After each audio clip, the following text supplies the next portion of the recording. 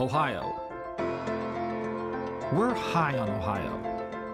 These stories inform and inspire through the words of people who make Ohio home. Good news and good ideas, identifying and acknowledging the excellence that is all around us.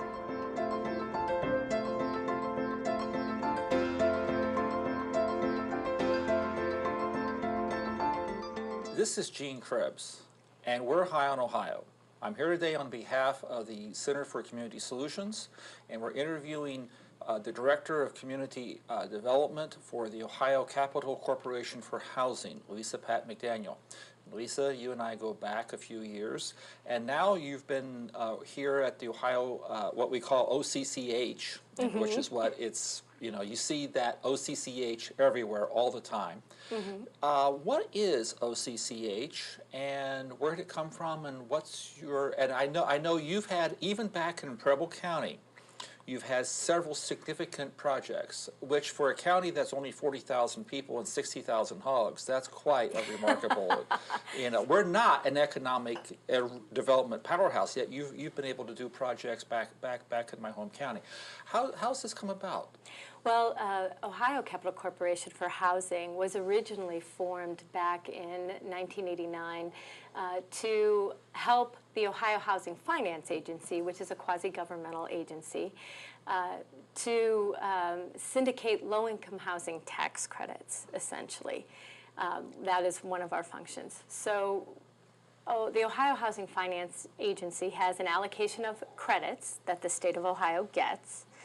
And those credits are awarded to people who are developing housing, primarily for people who are of low to moderate income, seniors. Seniors, the ones I'm most familiar with. Veterans, yes.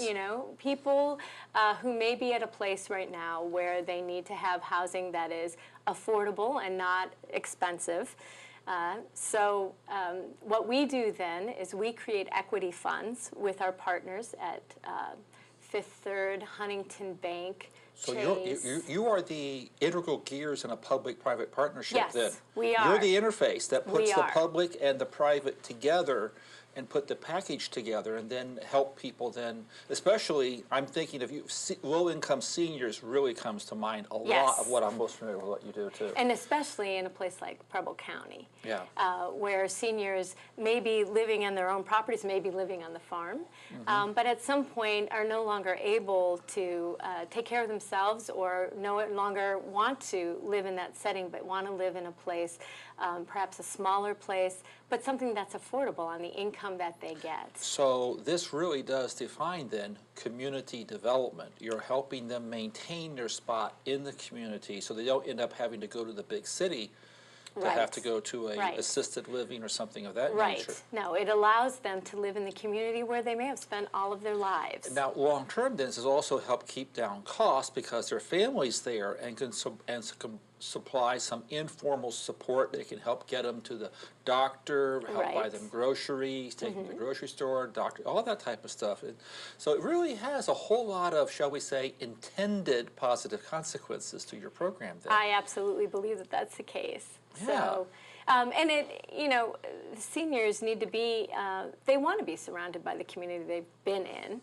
And typically our developments are going to be near the central community in a county like Preble, we're talking about Eden, where they can walk around. They may not want to drive anymore, may not actually be able to drive anymore. So this kind of housing is broader than just housing a person. It's allowing them to continue to have a life. Yeah. And you've also done some very wonderful adaptive reuse, I know, of some buildings too. Yes. Old schools have been repurposed for housing. Other types of buildings, perhaps old manufacturing buildings actually, have been adapted for housing. And the neat thing about that is you're taking something that's already existing and repurposing it for something else, and keeping that sense of place in a community by keeping a building that usually, many of them are historic.